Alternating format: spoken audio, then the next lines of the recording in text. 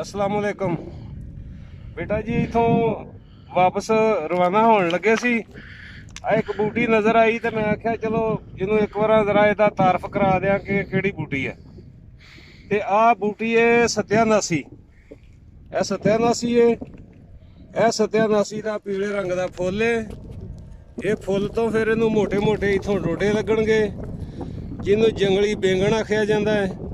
ਇਹਦਾ ਪੱਤਾ ਜਿਹੜਾ ਹੈ ਪੱਤੇ ਦੀ ਪਛਾਣ ਇਹ ਚੀਜ਼ ਹੈ ਕਿ ਇਹਦੇ ਵਿੱਚ ਸਫੇਦ ਰੰਗ ਦੀਆਂ ਲੀਕਾਂ ਹੋਣਗੀਆਂ, ਪੱਤਿਆਂ ਦੇ ਕਿਨਾਰੇ ਤੇ ਆ ਕਾਂਟੇ ਹੋਣਗੇ। ਇਹਦਾ ਬੂਟਾ ਜਿਹੜਾ 2 ਫੁੱਟ ਤੋਂ 3 ਫੁੱਟ ਤੱਕ ਉੱਚਾ ਹੋ ਜਾਂਦਾ। ਫਲ ਇਹਨੂੰ ਬਹੁਤ ਬੇਸ਼ੁਮਾਰ ਲੱਗਦਾ।